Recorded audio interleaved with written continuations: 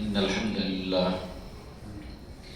نحمده ونستعينه ونستغفره ونؤمن به ونتوكل عليه ونعوذ بالله من شرور أنفسنا ومن سيئات أعمالنا من يهده الله فلا مضل له ومن يضلل فلا هادي له أشهد أن لا إله إلا الله وحده لا شريك له وأشهد أن محمدا عبده ورسوله أما بعد يا أيها الذين آمنوا اتقوا الله حق تقاته ولا تموتن إلا وأنتم مسلمون يا أيها الناس اتقوا ربكم الذي خلقكم من نفس واحدة وخلق منها زوجها وبث منهما رجالا كثيرا ونساء واتقوا الله الذي تساءلون به والأرحام إن الله كان عليكم رقيبا يا أيها الذين آمنوا اتقوا الله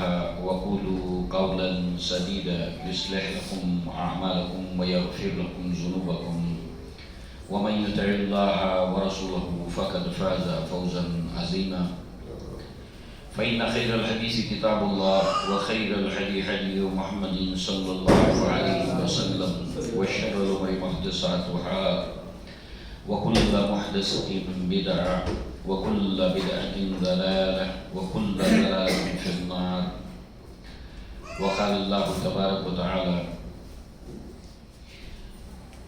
أنت ولي في الدنيا والآخرة توفني مسلما والحقني بالصالحين رب اشرح لي صدري ويسر لي أمري واحلل عقدة من لساني يفقهوا قولي اللهم أرنا الحق حقا وارزقنا اتباعه وأرنا الباطل باطلا وارزقنا اجتنابه آمين يا رب العالمين اللهم لا سهل إلا ما جعلته سهلا وأنت تجعل الحزن سهلا إذا شئت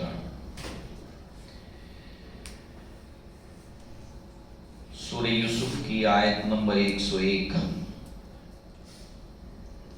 جس میں یوسف علیہ السلام نے اللہ تعالیٰ سے جو دعا مانگی اس کا ذکر اس میں ہے انت ولی فی الدنیا والآخرہ اے میرے اللہ تو میرا دنیا کی زندگی میں بھی دوست ہے اور آخرت کی زندگی میں بھی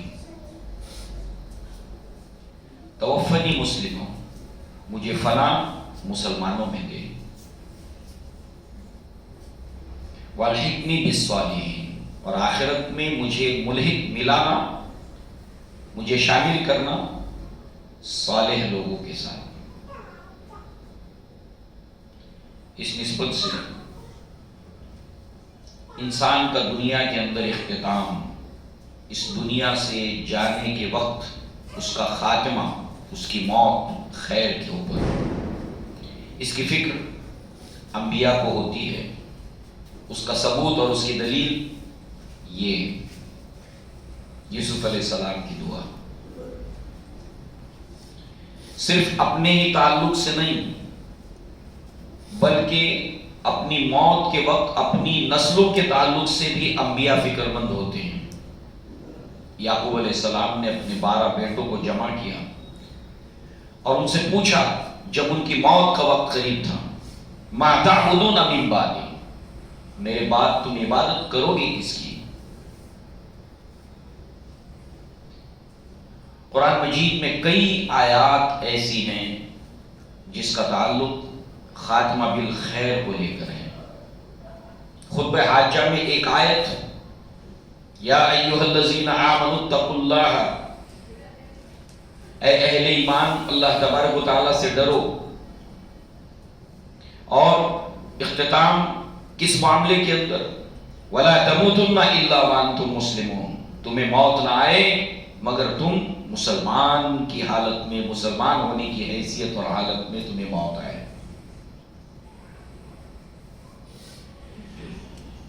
اس لیے ایک مسلمان کو اپنے اس خاتمے کو لے کر ہمیشہ فکر مند رہنا چاہیے اور خاتمہ خیر پر ہو اس لیے قرآن کیا ہدایت کرتا ہے، اللہ کے نبی صلی اللہ علیہ وسلم کیا رہنمائی کرتے ہیں، اس کو لے کر ہمیں محنت کرنی چاہیے تاکہ ہمارا خاتمہ خیر کے اوپر ہو۔ علماء نے، اسلاف نے اس اہم عنوان کے تحت مفصل مضامین لکھے، تصانیف تدوین کی، کتابیں لکھی، اور خاتمہ بالخیر کے کم و بیش 10 اسباب بتائے۔ وہ کون سی وجوہات ہیں ایسی 10 کہ انسان کا خاتمہ خیر پر ہوتا ہے؟ 30 علامتیں بتائیں کم و بیش کہ یہ علامتیں اگر پائی جائیں تو یہ علامتیں خاتمہ بالخیر کی علامتیں ہیں۔ ایک مسلمان اس کو لے کر جستجو میں رہے، اس کے اندر اس خاتمہ بالخیر کو لے کر شوق پیدا ہو، اس کے اندر اس کی فکر اس کو لاحق ہو کہ میرا خاتمہ خیر کے اوپر ہو جائے۔ لہذا اسی کے تعلق سے چند باتیں انشاءاللہ ہم آج سنیں گے،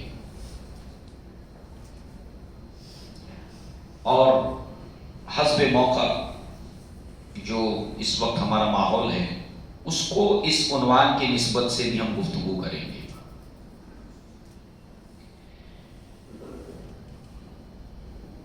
جس طریقے سے کسی کام کے ابتدا کی اہمیت ہوتی ہے کہ ابتدا خیر سے ہونی چاہیے، اچھائی کے ساتھ ہونی چاہیے،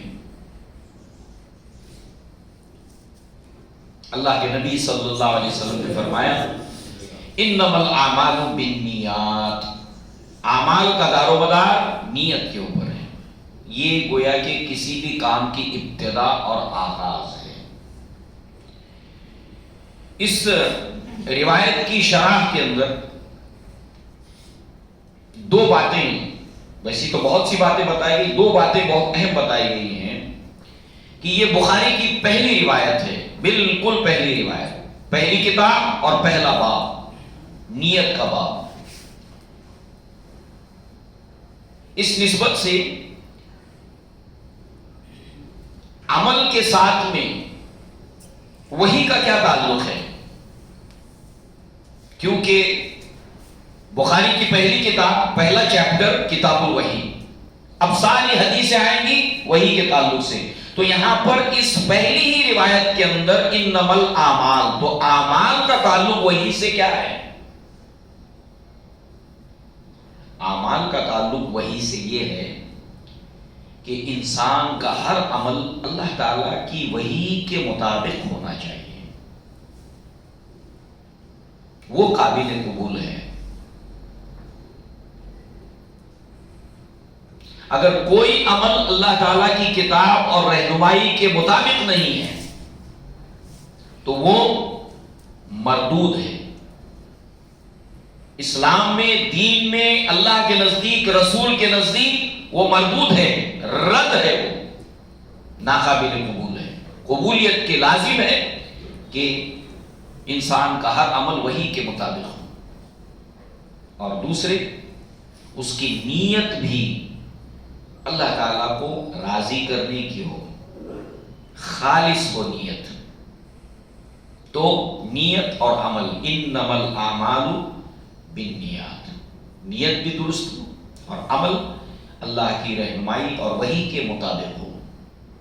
سورہ بقرہ کی ابتدا میں آپ دیکھیں، اللہ تبارک و تعالیٰ نے فرمایا کہ اے آدم کے بچوں کہ جب جب میری طرف سے تمہارے پاس میرے انبیاء آئیں گے، میری وحی آئے گی، میری رہنمائی آئے گی، میری ہدایت آئے گی، جو کوئی اس کے مطابق اپنی اصلاح کر لے گا اس کے لیے کوئی خوف نہیں ہوگا، اس کے لیے کوئی غم نہیں ہوگا۔ اگر آپ تھوڑی دیر کے لیے سوچیں کہ اس ماہ کے اندر، اس مہینے کے اندر مسلمان جو کچھ کرتا ہے، کیا اس کی کوئی ہدایت 6000 آیات کم و بیش، اس میں کہیں بھی اس دن کو عید کے طور پر منانے کی کہیں اللہ تبارک تعالیٰ نے رہنمائی کی؟ عمل چھوٹا بڑا وحی کے مطابق ہے، اس میں کہیں ذکر؟ اللہ کے نبی صلی اللہ علیہ وسلم کی ولادت سے لے کر آپ نے اپنی کل زندگی کے اندر کبھی کسی دن اپنا یوم ولادت منایا؟ آپ کے بعد صحابہ کرام نے منایا، تابعین نے منایا، جو اسلام کا سب سے بہترین دور ہے اللہ کے نبی صلی اللہ علیہ وسلم نے منایا۔ اس اسلام کے بہترین دور کے اندر کہیں اس دن کو منانے کی تہذیب، کلچر، رسم اسلام سے اس کا کوئی تعلق نہیں، بلکہ اسلام جو تصور دیتا ہے وہ یہ ہے کہ انسان کا 1 منٹ اور 1 دن اگر ختم ہو گیا تو اس کی زندگی میں سے وہ کم ہو گیا۔ تو خوشی منانے کی بات نہیں ہے بلکہ محاسبہ کرنے کی بات ہے۔ عبداللہ ابن مسعود رضی اللہ عنہ فرماتے ہیں کہ جب مجھ پر سورج غروب ہو جاتا ہے اور میں اپنے اس دن کا موازنہ گزشتہ دن سے کرتا ہوں اور میرے عمل میں کوئی اضافہ نہیں پاتا تو میں اپنے آپ کو نقصان میں پاتا ہوں۔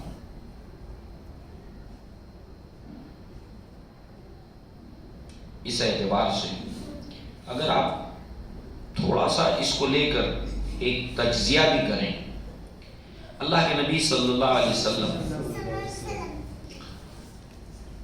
کی ولادت کا جہاں تک تعلق ہے تو وہ عام الفیل کے سال 50 یا 55 دن کے بعد ہوئی تھی، اس میں کوئی اختلاف نہیں۔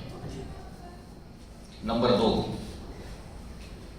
ربیع الاول کے مہینے میں ہوئی تھی، اس میں بھی کوئی اختلاف نہیں۔ ابن عباس رضی اللہ عنہما سے یہ روایت ہے کہ آپ کی ولادت جو ہے وہ عام الفیل کے سال میں ہوئی تھی، ربیع الاول کے مہینے میں۔ نہ سال میں اختلاف ہے اور نہ ہی مہینے میں اختلاف ہے۔ دوسرے، اب دن اور تاریخ کا مسئلہ ہے کہ اس مہینے کے اندر ربیع الاول کے مہینے میں تاریخ کون سی تھی، دن کون سا تھا۔ اس کو لے کر ہم دیکھتے ہیں کہ اللہ کے نبی صلی اللہ علیہ وسلم ہفتے میں 2 روزے رکھا کرتے تھے، ایک پیر کے روز، ایک جمعرات کے روز، اور ان دونوں دن روزہ رکھنے کی وجہ صحابہ نے پوچھی، اے اللہ کے نبی آپ پیر کے دن کیوں روزہ رکھتے ہیں؟ اللہ کے رسول آپ جمعرات کو روزہ کیوں رکھتے ہیں؟ جمعرات کے تعلق سے اللہ کے نبی نے بتایا کہ اس روز اللہ تعالیٰ کی جناب میں، اللہ کے حضور میں بندوں کے اعمال پیش ہوتے اور میں یہ چاہتا ہوں کہ اس دن میں روزے سے رہوں۔ وجہ بتا دی۔ پیر کے دن کہا اسی دن سے مجھ پر وحی کے نزول کا سلسلہ شروع ہوا اور اسی دن میری ولادت بھی ہوئی۔ معلوم ہوا دن سوموار، مہینہ ربیع الاول، سال عام الفیل۔ اب ڈیٹ، تاریخ، بالخصوص سید سلیمان منصور پوری رحمہ اللہ اور دیگر محققین نے اس کو سامنے رکھتے ہوئے جنتری کو ملایا ہے، عیسوی جنتری اس کے ساتھ میں ملایا ہے انہوں نے کہ اس سال کے اندر، اس مہینے کے اندر سوموار کے روز کون کون سی تاریخیں پڑتی تھی۔ تو پہلا سوموار پڑتا تھا ربیع الاول کے مہینے میں، جس دن اللہ کے نبی صلی اللہ علیہ وسلم کی جس مہینے میں، جس سال میں ولادت ہوئی، ربیع الاول کے مہینے کا پہلا جو سوموار پڑتا تھا وہ 2 تاریخ کو، تو دوسرا 9 کو، پیر کے دن میری ولادت ہوئی ہے۔ تیسرا 16 کو، 16 کو کسی نے نہیں کہا۔ ہاں، آج تک جتنے بھی اللہ کے نبی کی ولادت کے تعلق سے تاریخیں بتائی گئی ہیں یا تو 9 یا تو 12۔ اس اعتبار سے جب ہم کسی غلط راہ پر چل پڑتے ہیں جس سے اسلام کا کوئی تعلق نہیں تو شر میں سے کبھی خیر برآمد نہیں ہوتا۔ ہاں، اللہ کے نبی کی وفات 12 ربیع الاول کو ہوئی ہے، اسی لیے ایک وقت ہندوستان کے اتہاس میں ایسا بھی تھا کہ یہاں پر 12 وفات منائی جاتی تھی۔ تو آیا کہ ہم خوشی منا رہے ہیں یا غم منا رہے ہیں، یہ سوچنے کی بات ہے۔ بہرحال خاتمہ بالخیر اس انسان کا نہیں ہوتا جو دین کے اندر نئی چیزیں ایجاد کرتا ہے۔ اس اعتبار سے ہمارے عنوان اور سبجیکٹ کے ساتھ میں کہ وہ اسباب بھی علماء نے بتائے کہ وہ کون سے اسباب ہیں کہ جس کی بنا پر انسان کا خاتمہ خیر پر نہیں ہوتا، ان میں سے یہ ہے کہ دین کے اندر نئی چیزوں کا ایجاد کیا جانا۔ بہرحال کسی بھی چیز کی ابتدا وہ اچھی ہونی چاہیے، انما الاعمال بالنیات۔ اسی کے ساتھ کسی بھی عمل کے اوپر تسلسل اور دوام اور اس کا وسط وہ خیر پہ ہونا اس کی اہمیت ہے۔ عائشہ صدیقہ رضی اللہ عنہا کہتی ہیں کہ اللہ کے نبی صلی اللہ علیہ وسلم نے فرمایا کہ اللہ تعالیٰ کو وہ عمل پسند ہے جو تھوڑا ہو، بھلے ہی تھوڑا ہو مگر دائمی ہو، اس میں کنٹینیوشن ہو، تسلسل ہو اس کے اندر، وہ عمل اللہ کو پسند ہے چاہے تھوڑا کیوں ہو۔ اور دوسری جگہ ہم نے فرمایا کہ تم کثرت عمل کے ذریعے سے اللہ کو نہیں تھکا سکتے، اپنے آپ کو توڑ ڈالو گے۔ تو ہوتا کیا ہے کہ آدمی رمضان کا مہینہ ہے تو خوب عبادت کرتا ہے، بعد میں تھک جاتا ہے، چھوڑ دیتا ہے، پھر مسجد سے جڑ گیا تو اتنا جڑتا ہے اور جب دور ہو گیا تو بہت دور ہو جاتا ہے۔ اس لیے تھوڑا ہو، دائمی ہو، ایسا عمل اللہ تعالیٰ کو پسند ہے۔ اور تیسرے، کسی بھی عمل کا خاتمہ خیر کے اوپر ہو، یہ بھی بات اللہ کے نبی صلی اللہ علیہ وسلم نے بیان کی، انما الاعمال بالخواتم، اعمال کا مدار اس کے خاتمے پر ہے کہ کسی عمل کا خاتمہ کیسے ہوا، اینڈ کیسے ہوا۔ تو معلوم ہوا خلاصے کے طور پر کہ یہ تینوں ہی باتیں جو ہے وہ انسان کے لیے یاد رکھنا ضروری ہے کہ عمل کی ابتدا اچھی ہو، وسط اچھا ہو اور اینڈ بھی اچھا ہو۔ اور اسی حقیقت کو سورہ حشر کی ایک آیت میں اللہ تعالیٰ نے بیان کیا، یا ایھا الذین آمنوا اتقوا اللہ ولتنظر نفس ما قدمت لغد واتقوا اللہ۔ اے اہل ایمان، اللہ تعالیٰ سے ڈرو اور تم میں سے ہر انسان یہ دیکھے کہ اس نے کیا عمل آگے بھیجا ہے۔ واتقوا اللہ، ابتدا کیا عمل آگے بھیج رہا ہے، اور پھر آخر میں واتقوا اللہ، شروع میں آخر میں واتقوا اللہ، ابتدا وسط اور اینڈ۔ اس حوالے سے آپ دیکھیں کہ جب علماء نے اس کے اوپر مضامین لکھے، کتابیں لکھی، تو ایسی مثالیں بھی پیش کی کہ جو خاتمہ بالخیر کی بھی تھی اور خاتمہ بالشر کی بھی تھی۔ تو ایک عربی رسالے کے حوالے سے کہ اس میں خاتمہ بالخیر کا جو مثالیں پیش کی گئی تھی، اس میں ایک مسلمان لڑکی تھی جس کا نکاح تھا۔ اب آپ اپنے ہمارے یہاں پر ہونے والے نکاحوں کو تھوڑا ذہن میں لائیے۔ نکاح تھا اور ظاہر سی بات ہے کہ دلہن کو سجایا جاتا ہے، میک اپ وغیرہ کیا جاتا ہے، اس کو پوری طریقے سے دلہن کو تیار کیا گیا تھا، اور وہ لڑکی دلہن بنی ہے، پوری طرح تیار ہوئی ہے، اور مغرب کی اذان ہو جاتی ہے۔ یہ ایک سچا واقعہ پیش کیا گیا ہے اس عنوان کے تحت جو کتاب لکھی گئی اس کے اندر، اور واقعات اور بھی ہیں ہمارے سامنے آئیں گے انشاءاللہ۔ اب مغرب کی اذان ہو گئی، اذان ہو رہی ہوتی ہے، شادی کے مناظر ہم دیکھتے ہیں اپنے آنکھوں سے، ہم نے بہت سے لوگوں نے دیکھے ہیں، اذان ہو رہی ہے، نماز کا وقت جا رہا ہے، شادی میں مگن ہے، دولہا گھوڑی پہ سوار ہے، ڈھول تاشے بج رہے ہیں، بس اتنا ہے کہ اذان ہو رہی ہے، ذرا بند کر دو تھوڑی دیر کے لیے۔ اتنی بڑی جرت ہے، اور اس پرہیزگار لڑکی کو آپ دیکھیں کہ وہ وضو کرتی ہے، اس کو عورتیں منع کرتی ہے کہ وضو کرو گی تمہارا میک اپ پورا خراب ہو جائے گا، اور بالکل اب نکاح کا وقت قریب ہے، بعد میں پڑھ لینا. کہتی ہے نہیں، وضو کرتی ہے، مغرب کی نماز پڑھتی ہے، اور حالت سجدہ ہی کے اندر اس کی روح قبض ہو جاتی ہے. اللہ اکبر، ایسی موت ہے، شاندار موت.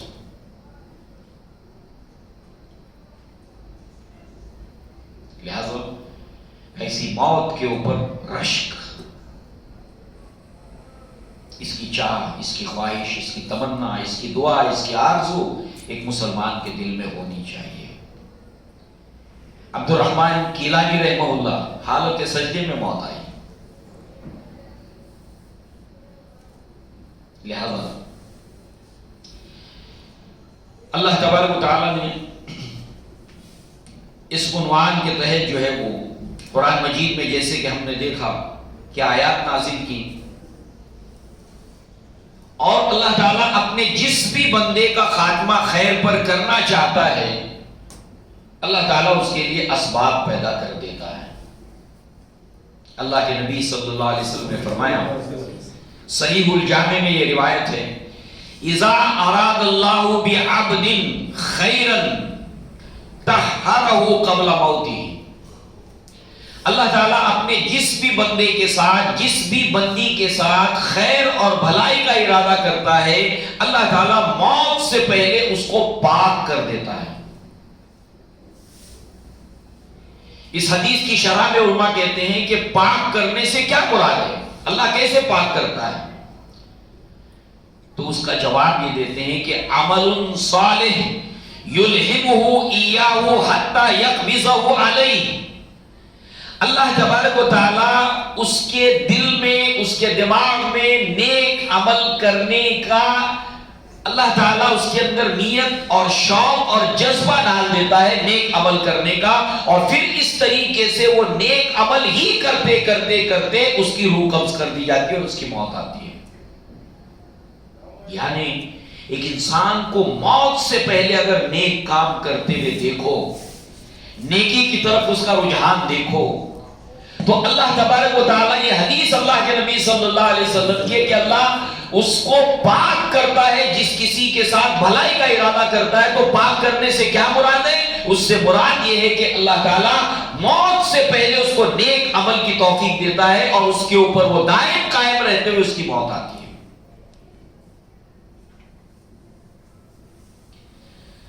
لہذا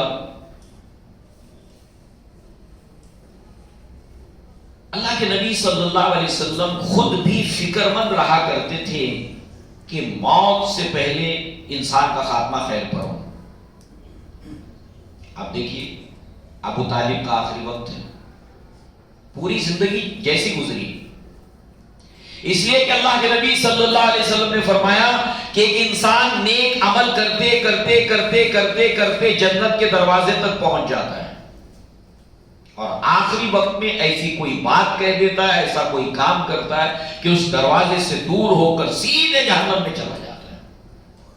اور ایک انسان برے عمل کرتے کرتے کرتے کرتے جہنم کے دروازے تک پہنچتا ہے، اور آخری وقت میں اللہ تعالیٰ اس کو نیکی کی توفیق دیتا ہے، کوئی قول کوئی عمل اس کی زبان سے نکلتا ہے اور وہاں سے دور ہو کر جنت میں داخل ہو جاتا ہے. تو انسان کسی گنہگار کے گناہوں کو دیکھ کر اس سے حقارت کی نگاہ سے نہ دیکھے اور اپنے اعمال کے اوپر گھمنڈ نہ کرے. اگر اللہ نے اس کو نماز کی توفیق دی ہے شکر ادا کریں، اس کو نیکیوں کی توفیق دی ہے شکر ادا کریں. گناہ سے کرائیت ہو مگر گناہگار کو لے کر انسان کے دل کے اندر یہ ہو کہ کسی طرح یہ انسان، یہ بندہ نیکیوں کی طرف آ جائے، اس کا خاتمہ خیر پر ہو. ابو طالب کی پوری زندگی گزر گئی، ایمان نہیں لائے، اسلام نہیں لائے، مگر اللہ کے نبی کتنا دل سوزی کے ساتھ میں آپ سے کہتے کہ چچا جان صرف ایک مرتبہ آپ یہ کلمہ پڑھ دیں، لا الہ الا اللہ، تاکہ میں اللہ کے سامنے حجت کر سکوں، سفارش کر سکوں. صرف یہ ایک مثال نہیں ہے، اللہ کے نبی کو خبر دی جاتی ہے کہ یہودی ایک لڑکا تھا یہودی جو اللہ کے نبی کی خدمت میں اکثر حاضر ہوا کرتا تھا. اللہ کے نبی کو بتایا گیا کہ اس کی جان کنی کا وقت ہے، آخری وقت ہے. اللہ کے نبی صلی اللہ علیہ وسلم بھاگے بھاگے جو ہے وہ جاتے ہیں کہ نہ جانے اس کی کب روح قبض ہو جائے. صحابہ بھی آپ کے ساتھ ہیں اور اس کو جا کر کہتے ہیں کہ بچے لا الہ الا اللہ کہہ دیں. وہ لڑکا کبھی اپنے ابا کو دیکھتا ہے، کبھی اللہ کے نبی کو دیکھتا ہے، کبھی ابا کو دیکھتا ہے، کبھی اللہ کے نبی کو دیکھتا ہے. یعنی یہاں پر جو ہے اس کے والد اس کو کہتے ہیں کہ اطیع ابو القاسم. باپ اس کا اپنے بیٹے کو کہتا ہے کہ اب اے میرے بیٹے تو ابو القاسم کی اطاعت کر لے، ان کی بات مان لے، وہ جو کہہ رہے ہیں وہ بات مان لے. اور اس کے بعد وہ جو ہے وہ اللہ کے نبی صلی اللہ علیہ وسلم جو کہتے ہیں کہ پڑھ دے ایک بار کلمہ، وہ کلمہ پڑھ دیتا ہے. اللہ کے نبی کہتے ہیں الحمدللہ الذی انقذہ من النار. تمام شکر اور تعریف ہے اس اللہ تعالیٰ کے لیے جس نے اس کو آگ سے بچا لیا. کتنی فکر اللہ کے نبی صلی اللہ علیہ وسلم کو ہوا کرتی تھی. اس سے کیا ثابت ہوا؟ اس سے ثابت یہ ہوا کہ اللہ کے نبی کی یہ سیرت اور سنت ہے کہ آپ دوسرے کے بھی خاتمے کو لے کر فکر مند رہا کرتے تھے کہ اس کا خاتمہ کلمے پر ہو جائے، اسلام پر ہو جائے، دین کے اوپر ہو جائے. زندگی پوری چاہے جس طرح سے گزری ہے اس کی فکر تو کرنی ہے، مگر خاتمہ بالخیر، اپنے تعلق سے بھی، اپنے اہل ویال کے تعلق سے بھی. اور اس کے لیے کوشش کرتے رہنا ہے. اور موت کا کوئی بھروسہ نہیں ہے، کسی بھی وقت موت آ جائے اس کا کوئی بھروسہ نہیں. لہذا جو ہے وہ اسی طریقے سے آپ دیکھیے کہ یہ خاتمہ بالخیر کی ایک مثال ہم نے دیکھی، اللہ کے نبی صلی اللہ علیہ وسلم کی کوششیں دیکھی. اسی طریقے سے بخاری میں کتاب القدر کے اندر ایک روایت ہے. ایک غزوے میں، ایک جنگ کے اندر ایک شخص تھا جو بڑے جگر بازی کے ساتھ میں مسلمانوں کی طرف سے جنگ کر رہا تھا، مسلمانوں کے ساتھ مل کر، اور ایسی بہادری سے کہ اس نے دھڑ جو ہے وہ اس کے ڈھیر لگا دیے، سروں کے ڈھیر لگا دیے اس جنگ کے اندر. صحابہ کرام اس کی اس حالت کو دیکھ کر کافی متاثر ہوئے. بے جگری سے وہ لڑ رہا تھا، اپنی جان کی پرواہ کیے بغیر. لوگوں نے کہا اللہ کے نبی کے سامنے کہ یہ آدمی تو جنتی ہے.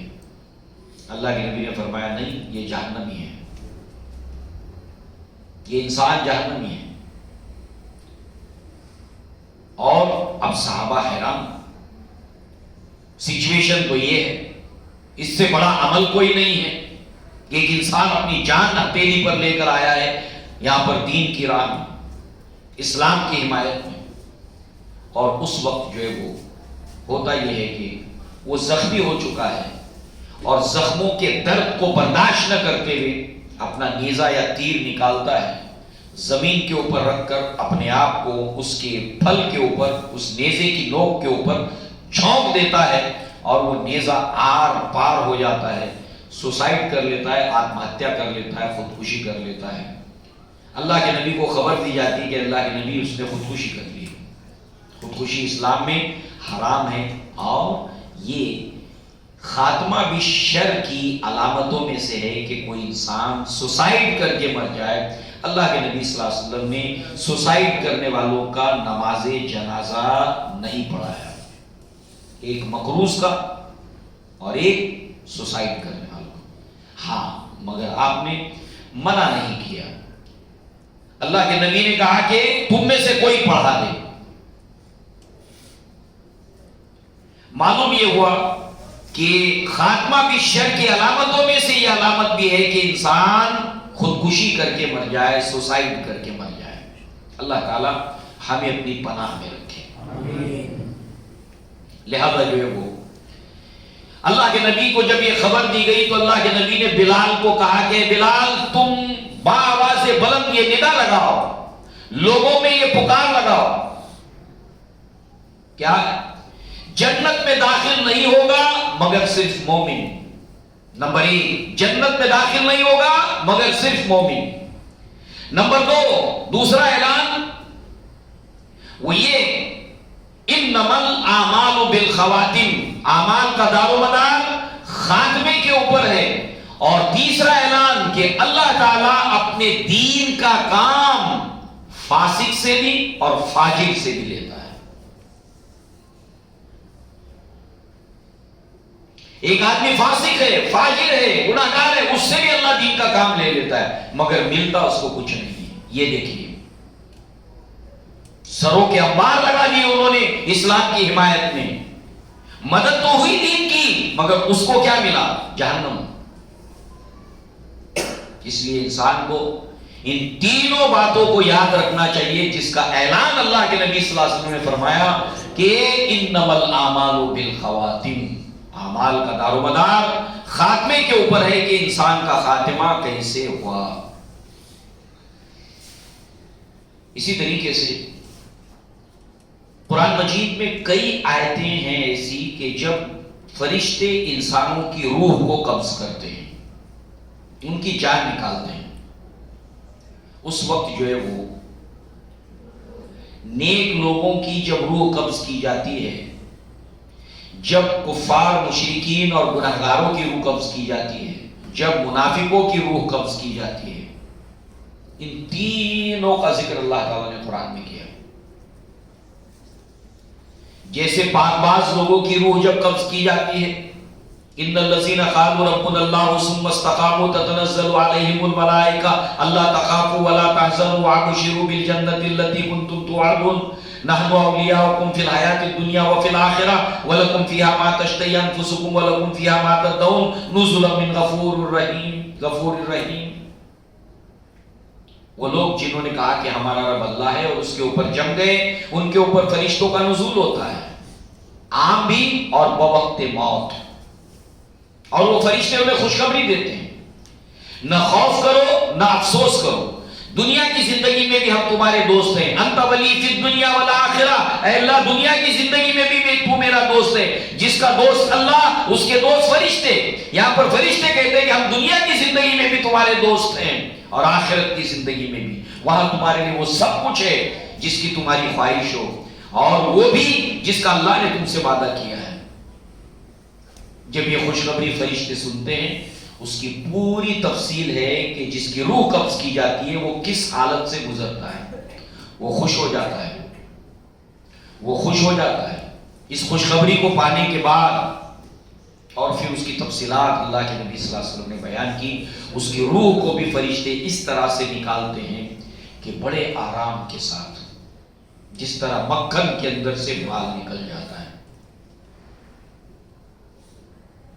آرام سے، سکون کے ساتھ میں. تو گویا کہ یہاں پر جب منافقوں کی روح نکالی جاتی ہے، اس کا بھی ذکر اللہ تعالیٰ نے سورہ نساء اور دیگر مقامات کے اوپر کیا. فرشتے ان کے گالوں کے اوپر تپاچے لگاتے ہیں، پشت کے اوپر مارتے ہیں، اور ان سے سوال جواب ہوتا ہے. مثلا سورہ نساء کے اندر فرشتے ان سے پوچھتے ہیں کہ تم نے اس طرح سے اللہ کی عبادت کے بغیر زندگی گزاری؟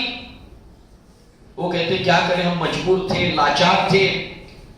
فرشتے کہتے ہیں کہ اللہ تبارک تعالیٰ کی زمین وسیع نہیں تھی، پائے مرا لنگ نیست، ملک خدا تنگ نیست.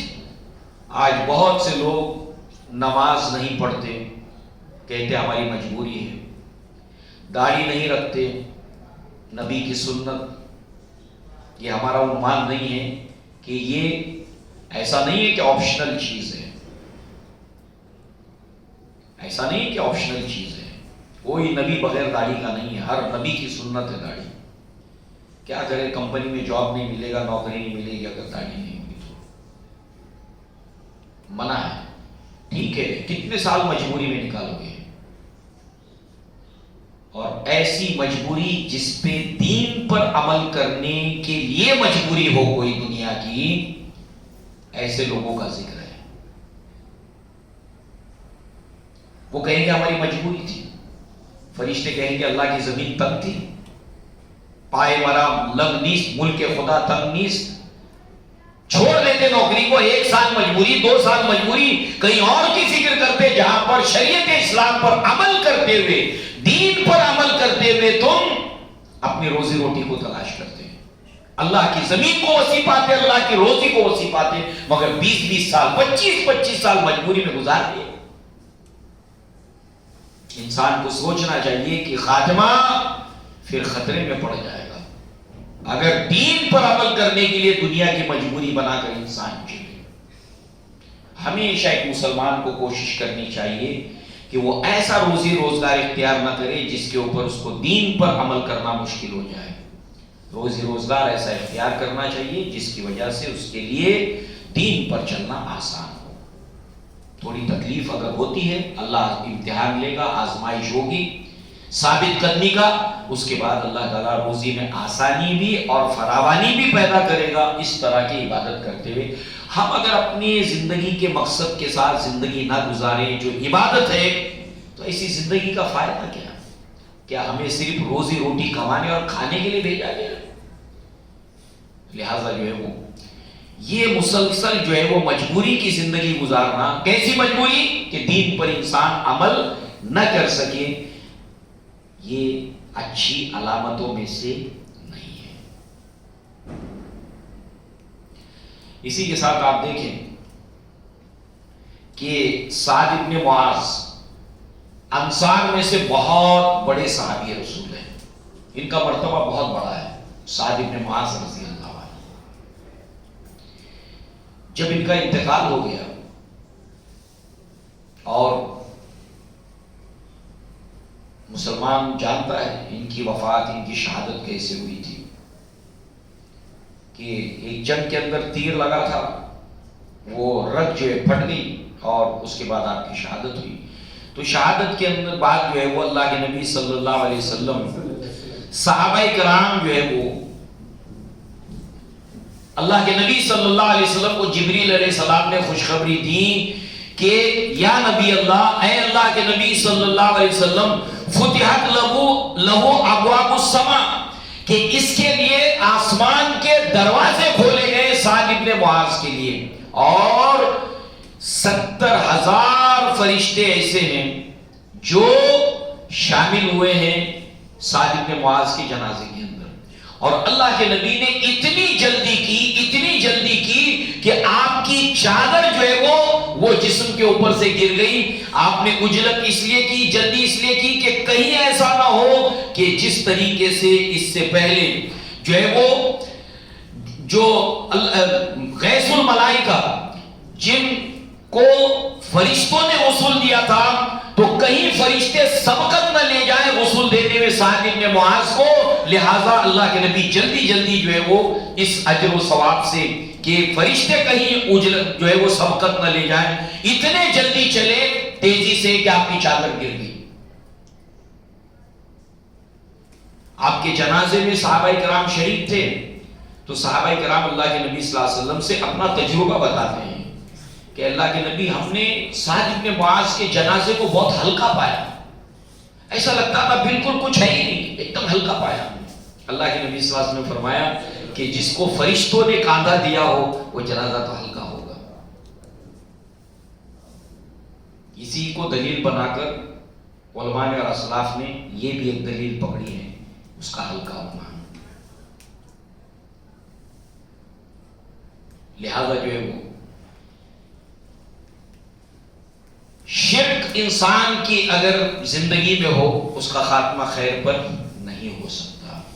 توحید، اب وہ چاہے شرک فی الذات ہو، شرک فی الصفات ہو، شرک فی الالوہیت ہو، جس کے اوپر ہم نے ایک مستقل عنوان سنا تھا، اللہ تعالیٰ کی ذات میں شریک نہ کرنا، اللہ کی صفات میں اس کو یکتا اور اکیلا ماننا، اور اللہ تعالیٰ کی الوہیت کے اندر شریک نہ کرنا، یہ جو ہے وہ انسان کے لیے لازم اور ضروری ہے کہ وہ کسی طرح سے کسی نوع سے اللہ تعالیٰ کے ساتھ میں شریک نہ کرے، خاتمہ بالخیر کے لیے۔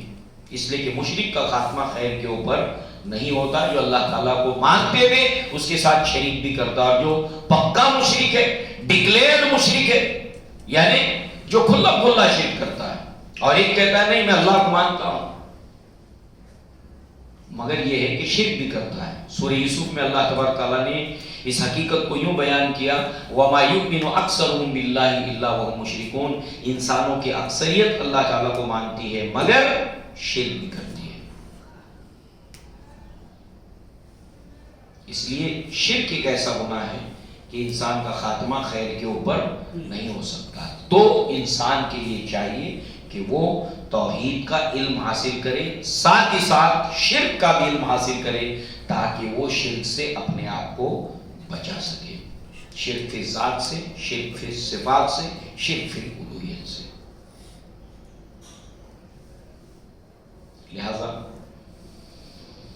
اللہ تبارک و تعالیٰ کی ایک صفت ہے، بطور مثال کے ہم دیکھیں اس آیت کو سامنے رکھتے ہوئے سورہ یوسف کی، وَمَا يُؤْمِنُ أَكْثَرُهُم بِاللَّهِ إِلَّا وَهُمْ مُشْرِكُونَ۔ اللہ شافی مطلق ہے، قُلْ لِلَّهِ الشَّفَاعَةُ جَمِيعًا، کہہ دیجئے نبی صلی اللہ علیہ وسلم کل کی کل شفاعت صرف اور صرف اللہ کے لیے۔ اسی ایک مثال کو آپ سامنے رکھیں۔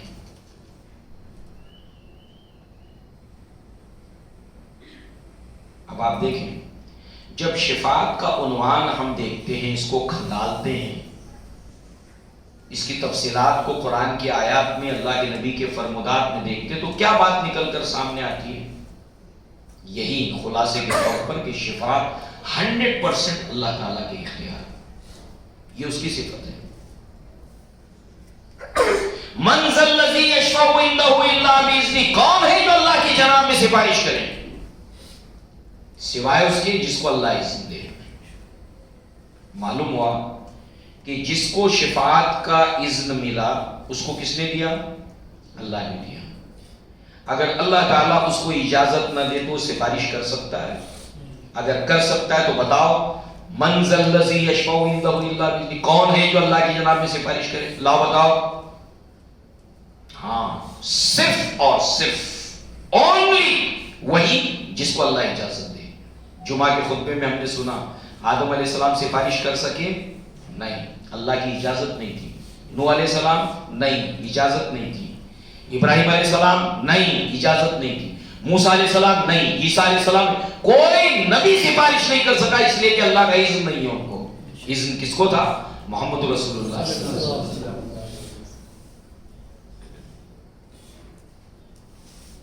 آپ نے سفارش کی، اور یہ سفارش کس کی تھی؟ حساب شروع کر کیے جانے۔ اب اللہ تبارک و تعالیٰ نے اذن دیا، انبیاء کو بھی دیا ہے، فرشتے بھی سفارش کریں گے، انبیاء بھی کریں گے، اولاد والدین کے لیے کریں گی، والدین اولاد کے لیے کریں گے۔ اگر اولاد والدین کے لیے کرے، والدین اولاد کے لیے کرے، تو ظاہر سی بات ہے کوئی بچے گا ہی نہیں جہنم میں جانے کے لیے، کفار مشرکین کو چھوڑ کر۔ مگر کیا سارے والدین کو اجازت ملے گی؟ ساری اولادوں کو اجازت ملے گی؟ نہیں۔ اللہ جس کو اجازت دے گا، جس کو اللہ تبارک تعالیٰ اجازت دے گا، وہ اولاد اور وہ والدین، سارے نہیں۔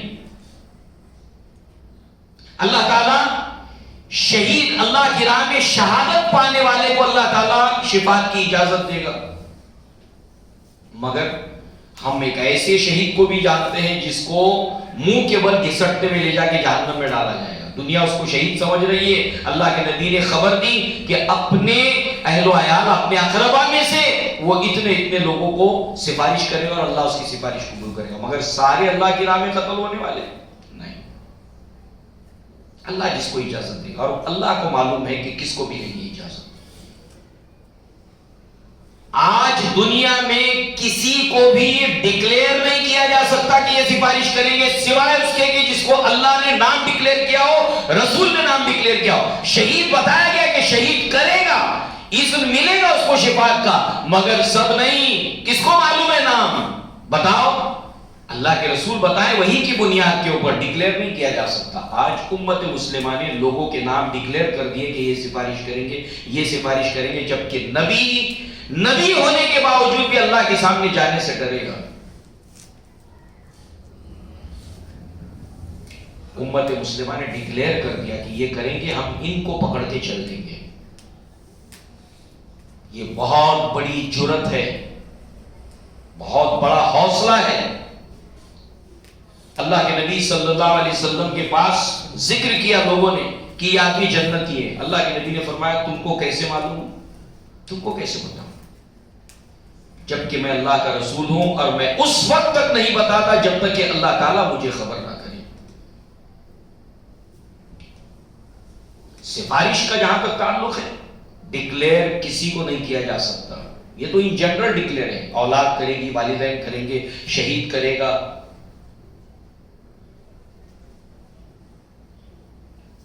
لہذا اللہ جس کو اذن دے تو شفاعت حقیقت کے اعتبار سے کس کی ہے؟ اللہ تعالیٰ کی.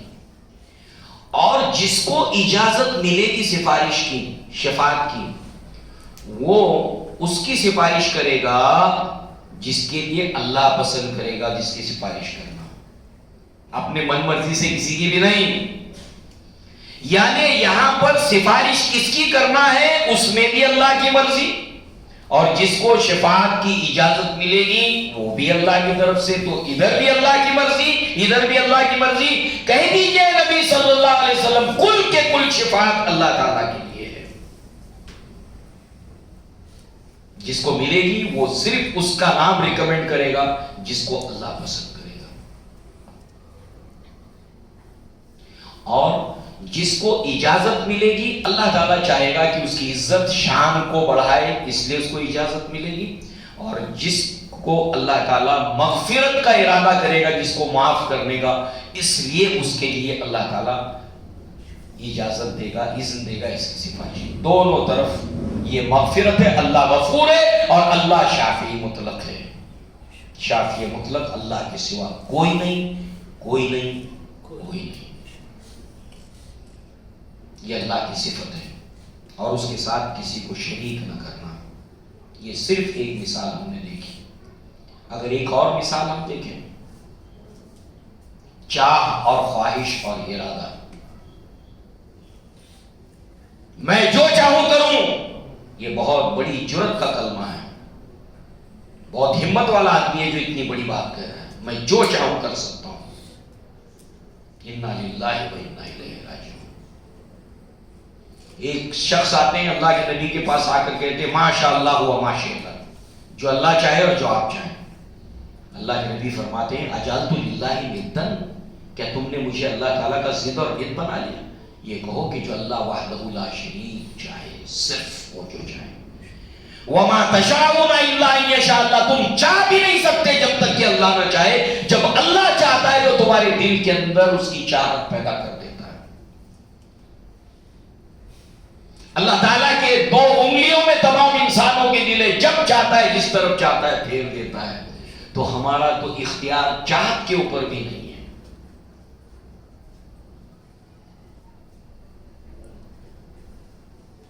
اس لیے ہمارے دل میں کسی کام کے کرنے کی خواہش پیدا ہو تو کیا کریں ہم؟ انشاءاللہ، اگر اللہ نے چاہا. میری نیت تو ہے مگر میرے چاہنے سے کچھ نہیں ہوتا، میرے ارادہ کرنے سے کچھ نہیں ہوتا. اس شعور کے ساتھ انشاءاللہ، میرا ارادہ تو ہے مگر میرے ارادے سے کچھ نہیں ہونے کا.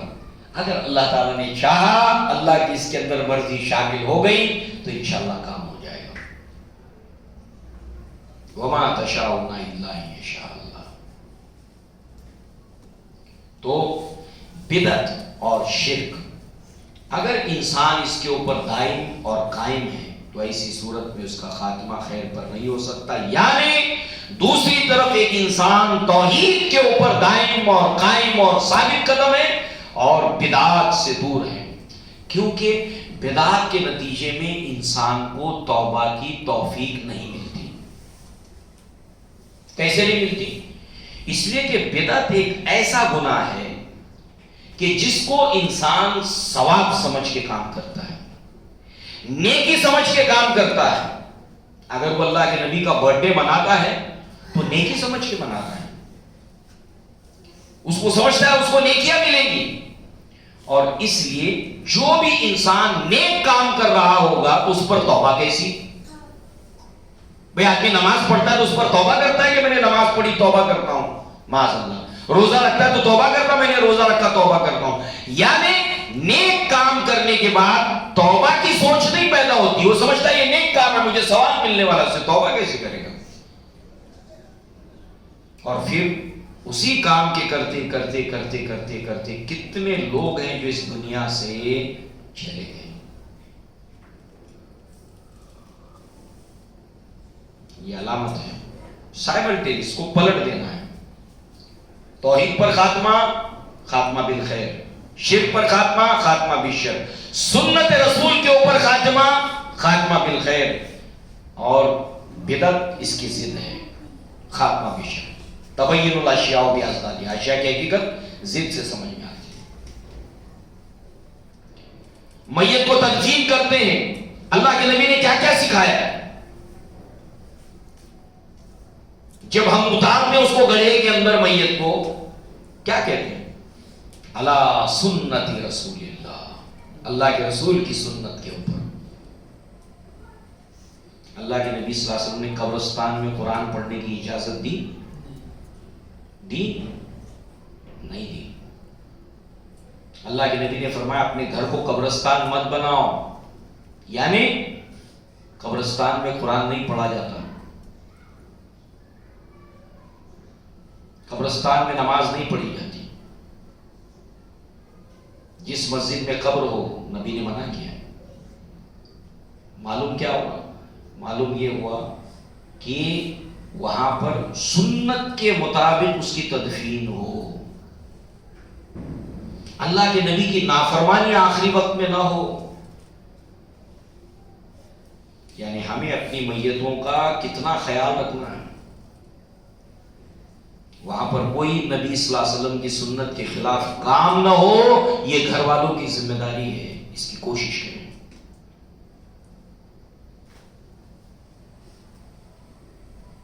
لہذا شرک سے بچانا اپنے آپ کو، توحید پر قائم رکھنا، سنت پر چلنا، بدعات سے بچنا، اور اپنے گھر والوں کو بچانے کی کوشش کرنا۔